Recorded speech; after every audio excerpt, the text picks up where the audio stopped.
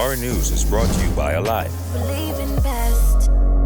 Coming up tonight on Our News, a peek into the proposed medical cannabis industry. Hundreds of jobs set to come on stream when Margaritaville opens. Plus, the Bahamas Bar Association says there's another way forward without emergency orders.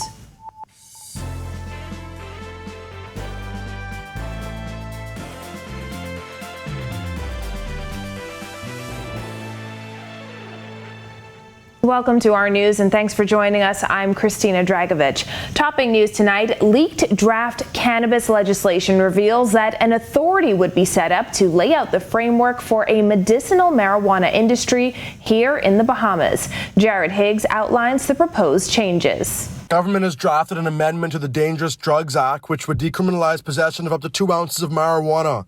The proposed amendments would also ban cannabis use in all public places. They should, because alcohol one time ago was illegal and they legalized that. So what's wrong with legalizing marijuana? Medical cannabis draft legislation would allow those under the age of 21 to use prescribed medicinal cannabis if granted consent by a parent or legal guardian.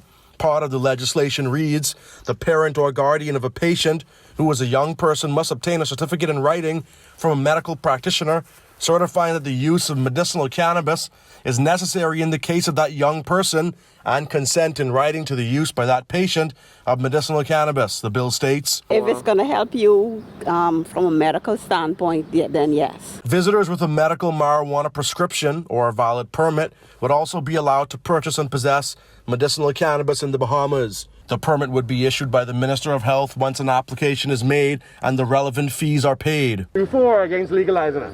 Legalize the thing. Legalize the thing. Yeah, proper thing. A government-appointed commission previously recommended that cannabis be decriminalized and legalized for medicinal purposes. Now, all around the world, countries have been changing their laws and shifting the direction when it comes to cannabis. But of course, not everybody thinks marijuana should be legal for recreational use. I feel happy about it. It's for medical reason. I feel as though it should be legalized for the good purpose of one health. But other than medical purposes, I don't agree. I don't support it. Because it's going to lead to more devastating things and more problems. That the mind can tell you, go do this. Whereas if you have a clear mind, you might think more positively. The legislation sets up the framework for the establishment of an authority that would have power to issue 6 types of licenses for cultivating, importing, exporting, manufacturing, research, and transport. Doing any of those things without a license would be a criminal offense. Reporting for Our News, I am Jared Higgs. Well, Attorney General Carl Bethel slamming big countries for hogging up COVID-19 vaccines and leaving less developed countries to struggle to secure sufficient doses. Jasmine Brown reports. The AG didn't hold back as he accused some of the wealthier nations of engaging in predatory practices not seen since the world was last at war. Bethel lashed out as he was leading debate on a resolution to extend the emergency orders to August 13th. There has not been a collapse of global comity, stability of such a magnitude since we had World War II.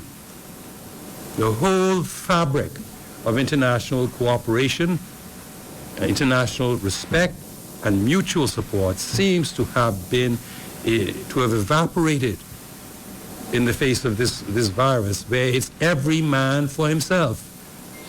Every country for themselves. And this is really, really, really a matter that is totally unacceptable.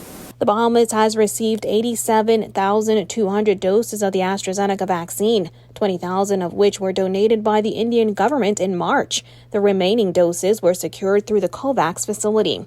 Government officials have been trying to secure additional doses from various sources, including the United States.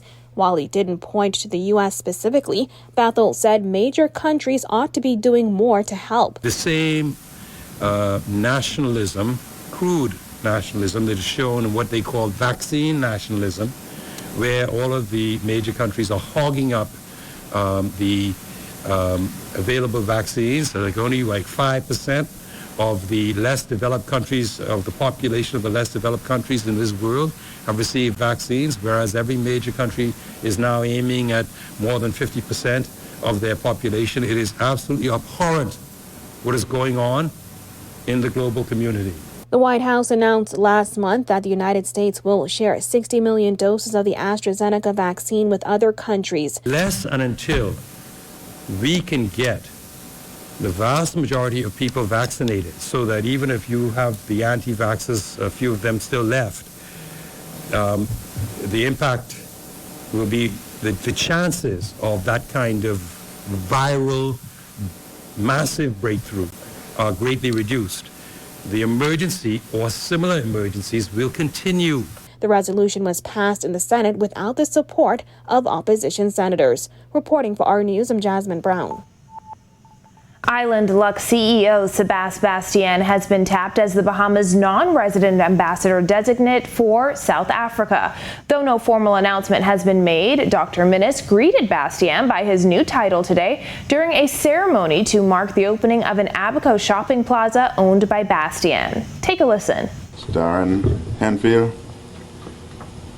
Mr. Sebastien Bastien, non-resident ambassador designate for South Africa.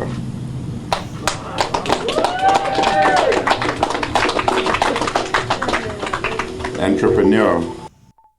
Well, Margaritaville Beach Resort is extending an invitation to paradise with its new hotel set to open in 2 months. Berthany McDermott got a sneak peek.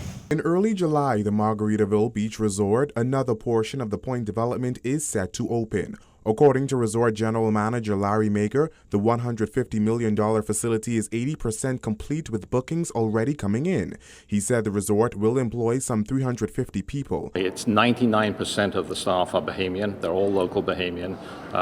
We've been very fortunate and found some outstanding candidates. And unfortunately, as a result of the pandemic, a lot of people lost their jobs, so it gave us an opportunity to really find the best individuals. This will be the second facility in the Point development to open within the last year. On December 15, 2020, one particular harbor, a 129 condo unit, opened its doors. The $250 million Point project is an upscale lifestyle residential and retail development stretched across over 7 acres of Nassau's waterfront. This addition to the tourism offerings come as the country struggles to rebound following the COVID-19-induced economic fallout, which led to resorts across the country suspending operations for months. We're seeing about $5,000 worth of bookings every day, and it's actually growing from there. Now, if you're looking to dine in at one of the restaurants or even enjoy the spa, Mager says residents will be able to come and enjoy amenities offered by the resorts. The retail stores are all, for the most part, they're all Bahamian stores, with the exception of Margaritaville, which is our logo store, which will be the anchor store in here, but everything else is being operated locally. The spa will be available to local residents as well. When we first open the water park, we just need to figure out the volume levels that we can accommodate to be safe. The resort will feature a restaurant, cafe, water park, ballroom, meeting rooms, fitness center, and spa. Maker says the Margaritaville brand will bring something new to resort offerings on the island. Everything about this brand is made to really create a very fun and exciting and energetic experience using the Margaritaville concept, which is all built around entertainment. Reporting for Our News, I'm Berthany McDermott. A man accused of Friday's double murder was arraigned in the magistrate's court today. 24-year-old Dominique Roll faces 2 counts of murder and 2 counts of attempted murder. Prosecutors allege that on May 14th, Roll caused the deaths of Akeem Davis and Levan Dawkins. He's also accused of the attempted murder of Shaquem Campbell and Deshaun Rogers. According to police, 2 masked gunmen exited a dark vehicle and opened fire on a group of people outside a home on 3rd Street, The Grove. 4 men were injured, 2 of them died.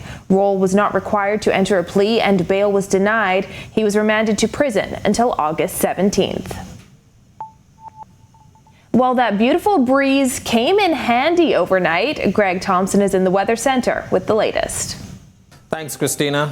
I'm meteorologist Greg Thompson with your first look at weather. Breezy conditions once again on the outside. Temperatures in the mid to upper 70s, 77 is our current temperature. Your winds are whipping out there out of the east at 15 knots and they are gusting higher. But those winds are keeping temperatures feeling like mid to upper 70s. Satellite-wise, that persistent frontal boundary across the southeast Bahamas generating some clouds and some showers across that area, even an isolated thunderstorms. But a high pressure in the Atlantic generating very strong winds across our area. Some passing showers expected in the forecast tonight. That's your first look at weather. Your extended forecast is still to come. Still to come, a senator calls on government to do more for former hotel workers and a glimmer of hope on Abaco. The details when our news returns. Welcome to our news and thanks for joining us. Topping news tonight. COVID-19 remains a serious threat. Coronavirus COVID-19 has disrupted our economy, tourism industry, educational system, and put our healthcare facilities and professionals on high alert. Are you prepared? Do you have all the facts? Stay tuned to this network for the very latest news and information on this global pandemic.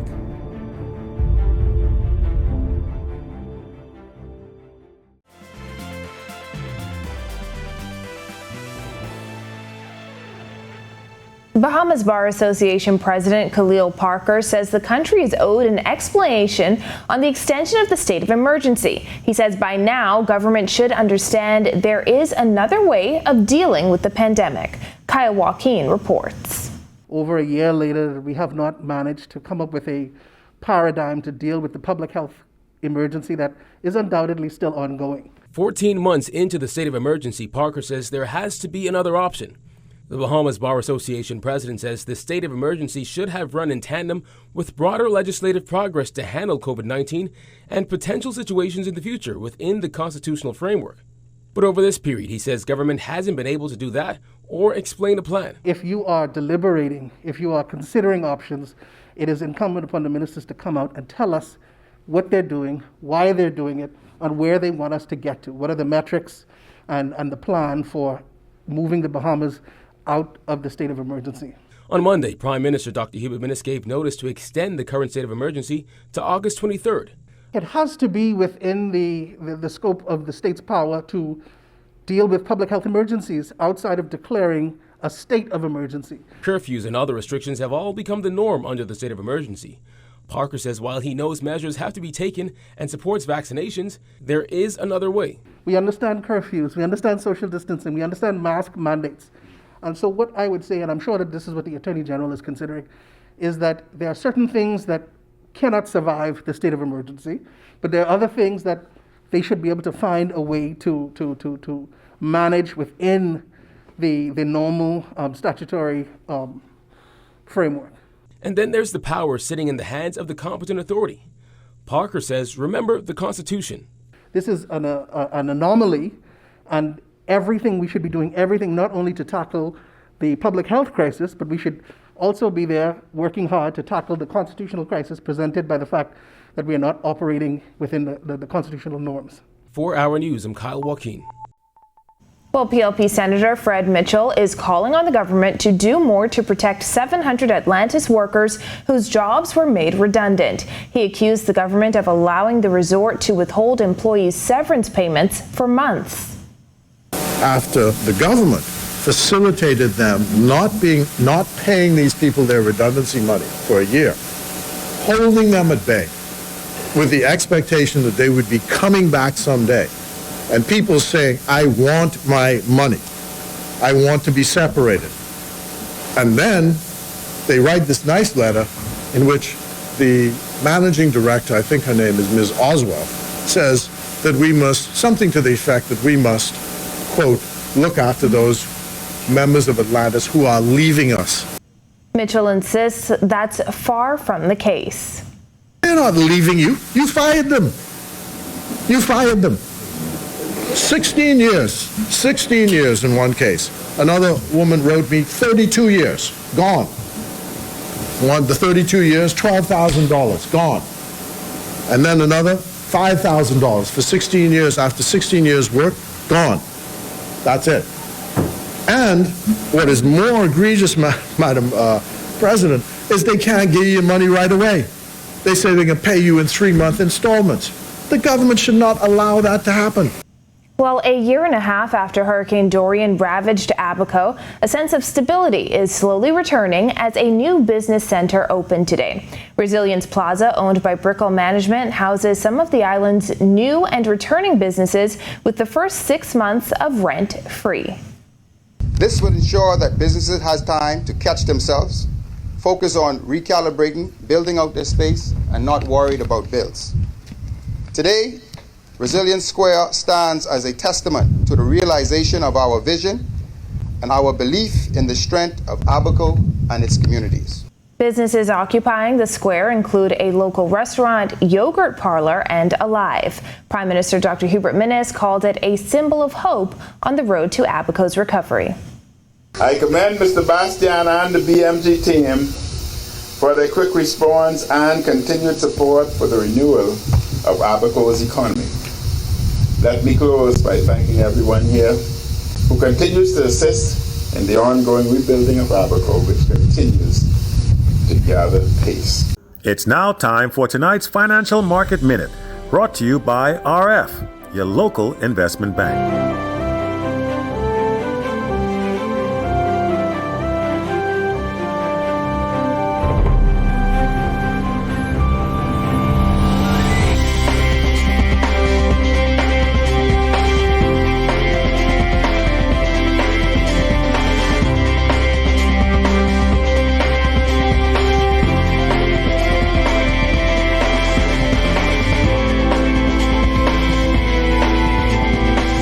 This has been your Financial Market Minute. To explore the best performing mutual funds in the Bahamas, visit our website at www.rfgroup.com. Still to come, a local group creates a safe haven for women in need, plus hoops action from the WNBA. Stay with us. Welcome to our news and thanks for joining. Topping news tonight. COVID-19 remains a serious threat. Coronavirus COVID-19 has disrupted our economy, tourism industry, educational system, and put our healthcare facilities and professionals on high alert. Are you prepared? Do you have all the facts? Stay tuned to this network for the very latest news and information on this global pandemic.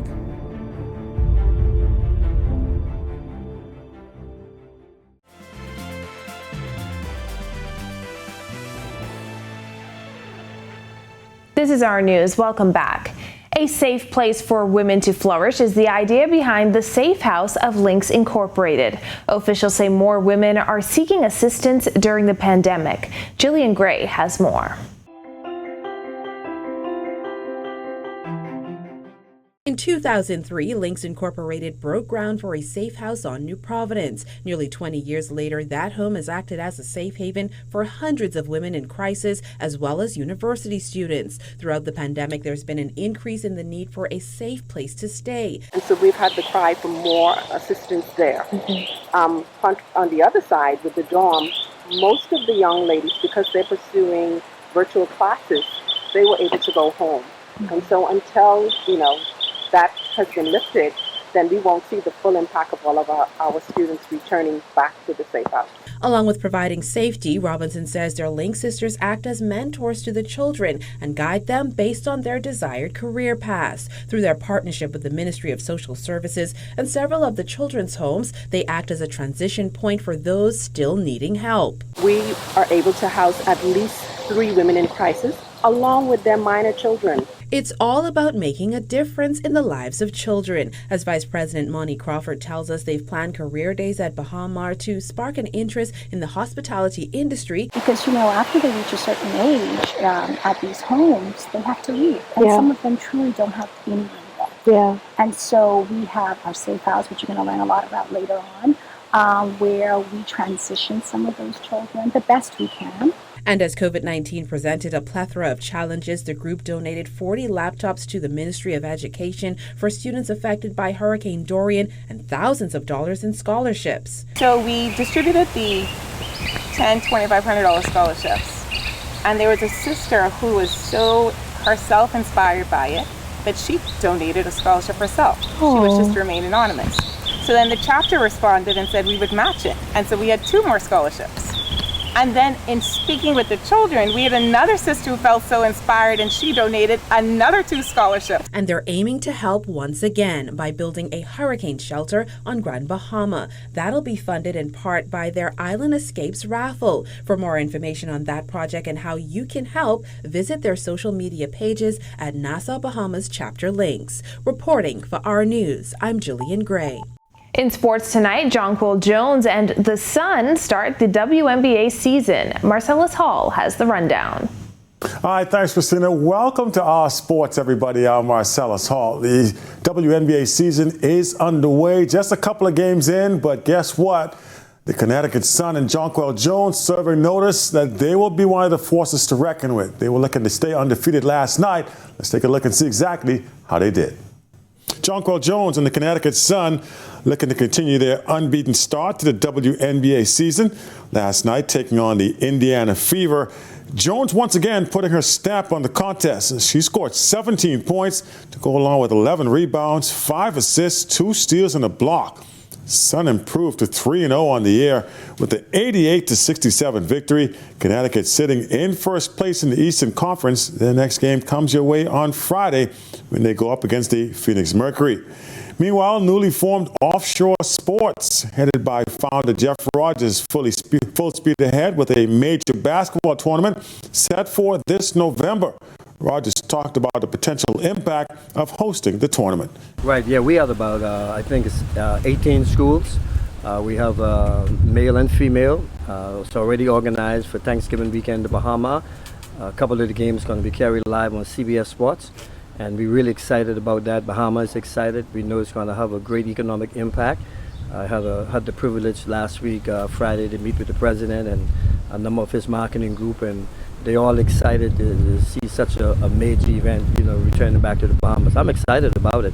As you know, just a few weeks ago, we launched the HBCU Basketball Classic that's going to be in the Bahamas. So yes, I'm continuing to keep pushing and trying to get these events to get folks to get excited to continue to come to the Bahamas. And that's indeed your check on sports for you here on this Thursday. I'm Marcellus Hall. Back to you, Christina. Thanks, Marcellus. Well, the community is coming together to assist Potter's Key vendors. The details after this. Welcome to our news and thanks for joining us. Topping news tonight. COVID-19 remains a serious threat. Coronavirus COVID-19 has disrupted our economy, tourism industry, educational system, and put our healthcare facilities and professionals on high alert. Are you prepared? Do you have all the facts? Stay tuned to this network for the very latest news and information on this global pandemic.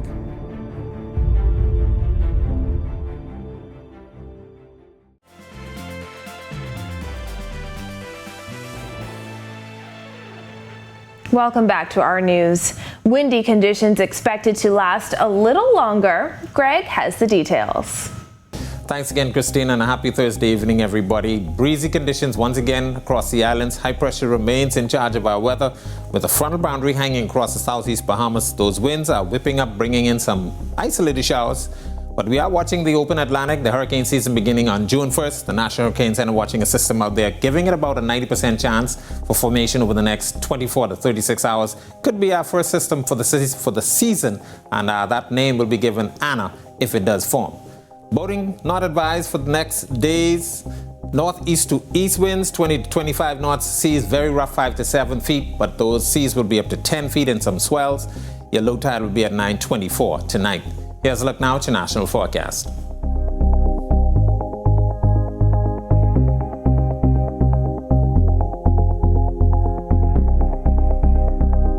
A look now at your extended forecast through Tuesday.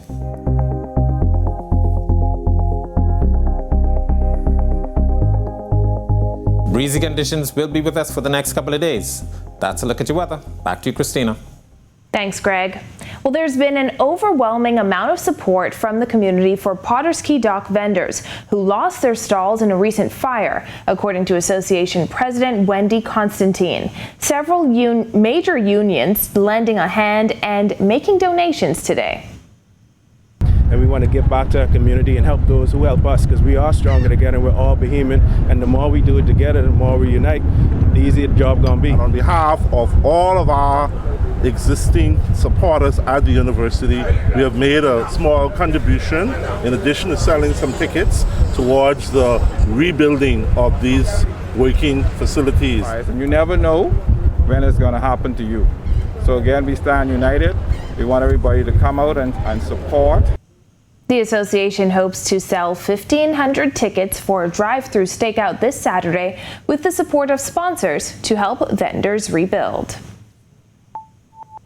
Well, thank you for joining us for our news tonight. On behalf of the entire team, I'm Christina Dragovich. Have a beautiful evening, Bahamas. On the Record with Jerome Sawyer starts right now.